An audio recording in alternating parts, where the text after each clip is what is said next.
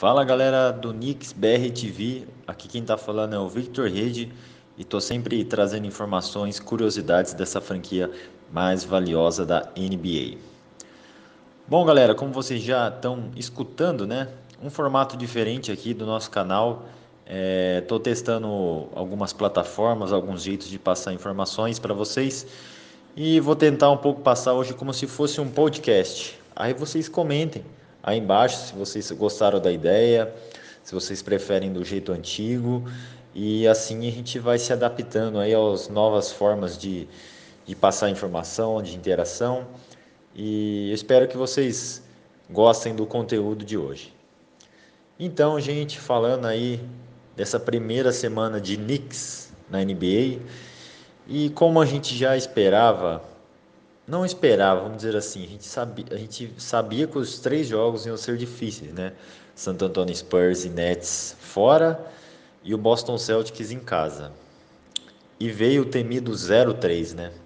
Então passamos aí três jogos, três derrotas, começando essa temporada de uma forma negativa do lado do resultado, né? Mas vamos aqui analisar alguns pontos. Primeiro jogo contra o San Antonio Spurs, lá em San Antonio. Um jogo duríssimo, uma equipe consolidada, uma equipe que já estava há muitos anos aí sempre batendo em playoffs, né? Muitos anos mesmo, né? A grande maioria dos torcedores do Knicks da atualidade, a maioria dos fãs da NBA já nasceram com o Santo Antonio Spurs indo para os playoffs, né? Se eu não me engano, são mais de 20 anos aí seguidos com o Popovich à frente. E a gente tinha uma parada dura, né? E por ser um time novo, 9 jogadores, né, contratados, aí tem o Barrett, um novo jogador pelo draft, ficou aquela lá, o que vai acontecer? Pois bem, saímos atrás do marcador, ficamos momentos atrás, conseguimos reverter um placar, jogamos de igual para igual para o time do Texas, mas em momentos cruciais vacilamos e com isso eles saíram vencedores. Aí, né, muita gente a gente pode relevar, né, a estreia, né, como eu falei, jogadores novos, etc. Segundo jogo, Brooklyn Nets no Brooklyn, mais conhecido como quintal do Knicks, né, porque, vamos dizer, né, Nova York, cidade de Nova York, Brooklyn. Se você nasceu lá, se você gosta de basquete, é provavelmente que você seja torcedor do Knicks. E deu para ver isso no jogo, né? Tinha gritos de chamando pela defesa quando os Nets estavam no ataque, para você ver como a torcida do Knicks estava em peso lá. Mas deixando esse ponto só de lado, né? Lado só do torcedor, na quadra teve momentos que parecia que o Knicks ia tomar uma lavada. Chegamos a estar ali 18, quase 20 pontos atrás do marcador. E quando parecia improvável, o time começou a reagir, apertando a defesa, acertando bolas decisivas e viramos o placar. Chegamos a estar a 5 pontos na frente, faltando pouquíssimos minutos. E nesses pouquíssimos minutos foi uma sucessão de erros de ambas as equipes. Nenhuma das duas queria pontuar. O Knicks ia lá, cometia turnover, principalmente com o Julius Randle, que foi um desastre nesse jogo. Cada turnover bobo. Aí os Nets iam lá e também errava. E ficava nessa. Até que o Kyrie Irving fez uma bola de três muito parecida. Eu acho que vocês vão se lembrar que ele fez nas finais de 2016 contra o Golden State, né? Em cima do Curry. Só que dessa vez ele fez em cima do Barrett. Peguem aí no YouTube e dêem uma olhada. São muito parecidas essas bolas de três. E ali ele matou o jogo, né? Virou o marcador e foi um balde de água fria pra gente. E saímos derrotados. Terceiro jogo, estreia no Madison Square Garden. Um clima muito favorável, para variar, todos os ingressos vendidos. E fomos lá. E o começo do jogo foi arrasador. Teve um momento que o Knicks estava ganhando de 14-2, muito forte na defesa. E parecia que ia ser a primeira vitória. A gente ia ganhar o primeiro jogo na temporada, o primeiro jogo no Garden, então era tudo perfeito. Fomos para o intervalo ganhando por 5 pontos, né? 51-46. No terceiro quarto, o Celtics, né, começou a acertar mais umas bolas, equilibrou a partida, virou, mas assim, aquele jogo equilibrado, sabe? Nada de disparado, né? Porém, no último quarto veio o desastre total. É difícil saber o que aconteceu, mas a equipe desandou de uma maneira. Era tomando bola de três toda hora, era cometendo falta que o time do Celtics tinha um arremesso livre de bonificação. No ataque, um desastre com arremessos forçados. Parou de rodar a bola, parou de jogar como estava jogando no primeiro tempo. E com isso o Celtics foi aproveitando, jogando no erro, né? Todo mundo sabe, né? O Celtics tem o Kemba Walker agora, tem o Tatum, que é um bom jogador, o Brown, o Gordon Hayward. E esses jogadores já são jogadores consolidados assim na liga, né? Já, alguns deles All-Star. E foi isso que fez o Knicks, né, no fim, perder. Agora, considerações finais, né? O grande ponto positivo desses três primeiros jogos, com certeza, é o calouro A.J. Barrett. Olha, o Knicks acertou, né, em cheio pegar ele. Certo que não tinha muitas opções, né, no draft.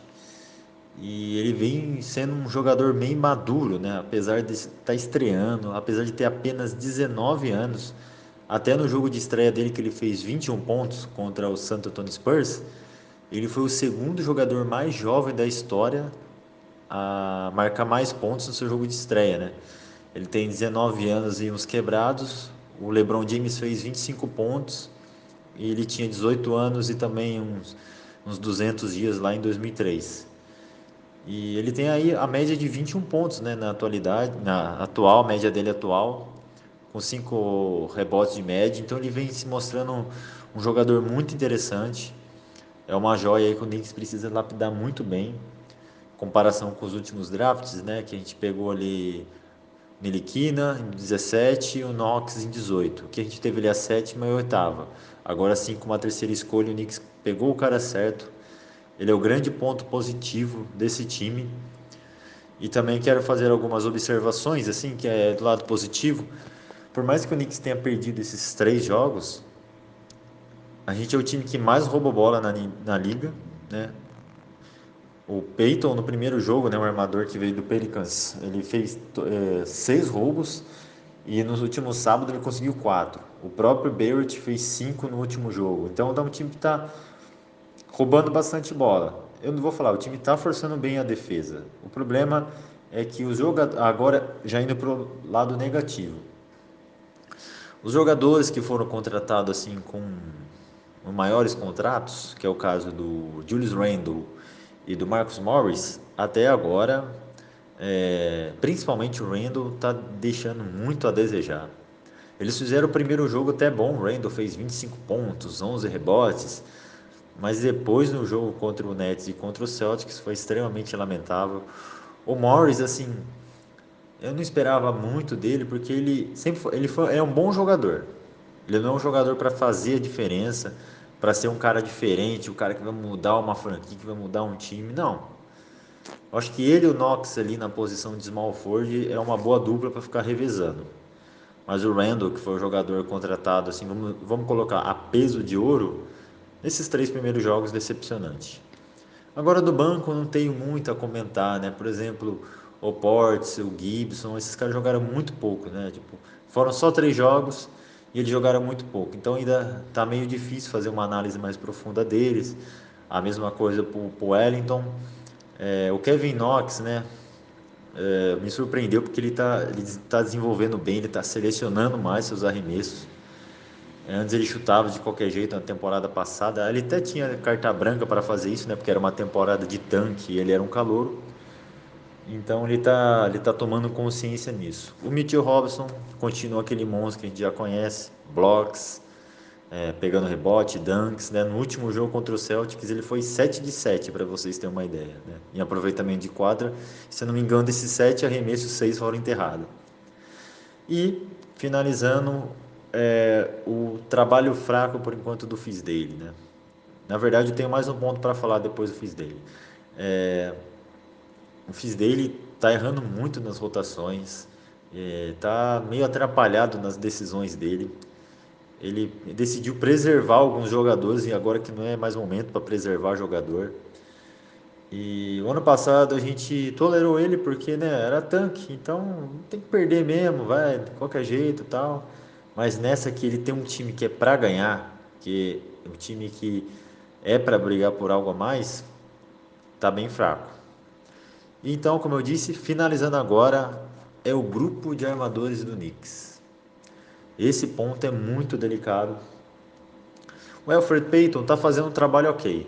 Eu até, assim, ele é um jogador que não veio com grandes expectativas e tá até conseguindo dar umas assistências, roubando bastante bola, acertando uma outra bola de três. O Niliquina é aquilo lá. O Niliquina, como eu já falei, vamos colocar até milhares de vezes. Defensivamente, ele é o cara, né? Ele defender perímetro, tudo, ele é bom. Mas no ataque, nossa, no jogo contra o Nets, ele entrou, ele cometeu dois turnovers. Nesses dois turnovers, ele foi tentar recuperar a bola, fez falta e o outro time fez a cesta. Foi um desastre. Nesse jogo contra o Celtics, ele nem jogou. Eu acho que o fiz dele ficou pé da vida com ele, decidiu não colocar ele. E no fim, a torcida no Garden estava pedindo ele, né? Você vê. E o Dennis Smith Jr., até ontem, eu tava assim fazendo duras críticas a ele porque, poxa vida, todo mundo sabe do potencial dele, todo mundo sabe que ele é um jogador atlético, mas ele também era outro que tava errando muito, tava dando umas tijoladas, aquelas bolas que quando sai da mão do cara você já vê que vai errar. Porém, na noite de ontem, né, mais precisamente lá pelas 9, 10 horas, saiu uma notícia no Twitter que ele estava com a madrasta dele estava muito doente, já fazia assim uns dias, e ela veio falecer. E isso conta sim no psicológico, porque o cara tem 21 anos, 22 anos. Aí a madrasta dele tá doente, quase morrendo, e o cara tá indo lá jogar. Então isso dá para entender o motivo de ele não estar bem. Aí saiu que, obviamente, ele não vai jogar na partida de logo mais contra o Chicago Bulls no Garden e não sabe quando ele vai voltar. E isso é completamente compreensível. Dá para entender porque ele não estava bem, ele não estava com a cabeça no jogo. E tomara que ele, né, ele pare um pouco, pensa, fique com seus familiares e que ele possa voltar melhor, porque a vida é assim, né? A vida segue e com certeza a madrasta dele queria que ele fosse continuar jogando e sendo um bom jogador na NBA, no Knicks. E vida que segue, e provavelmente agora o Knicks vai usar mais também o Kadim Allen, né, para integrar o trio para integrar os armadores, e o Barrett também vai fazer essa função de armador que ele até fez nos últimos jogos.